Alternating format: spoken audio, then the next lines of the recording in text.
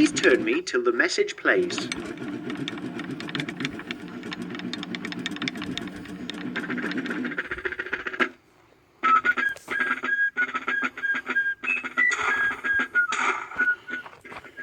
Early on the morning of April 19th, 1775, the countryside was alive with the news of a British redcoat force, about 700 strong, marching toward Concord from Boston.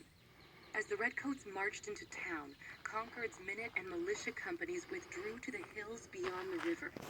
The commander of the British soldiers, Lieutenant Colonel Francis Smith, divided his men and sent them throughout the town to search for military supplies known to be hidden there. One detachment was sent over the North Bridge to search for stores and cannon hidden at Barrett's farm, a mile and a half further down the road. 3 companies, about 96 men, were posted between the bridge and the colonial militia. 4 companies proceeded to Barrett's farm.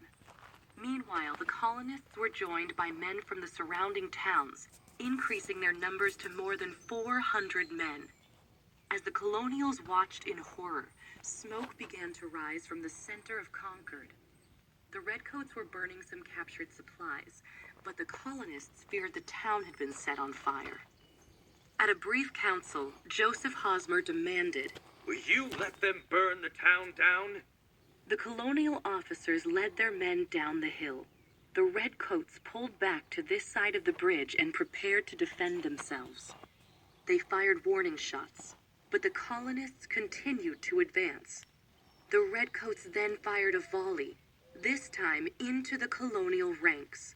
2 colonists were killed, Isaac Davis and Abner Hosmer, both of Acton. Major John Buttrick shouted the order. "Fire, fellow!" I'm paused. Please turn me some more.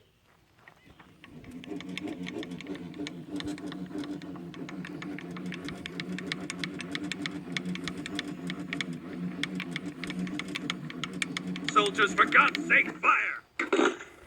For the first time, Americans were ordered to fire on the King's troops. 2 redcoats were killed and 9 wounded, including 4 of the 8 officers present. Confused and outnumbered more than 4 to 1, the redcoats retreated hastily to the center of town. The fight at the North Bridge was over. At about noon, the redcoats began marching back to Boston. On the eastern edge of Concord, the fighting resumed and escalated. The redcoats hurriedly retreated back to Boston with the colonial militia at their heels. The men of Massachusetts Bay Colony, who risked their lives at Lexington Green, North Bridge, and along the Battle Road, ignited a flame in the hearts of their countrymen. The American Revolution had begun.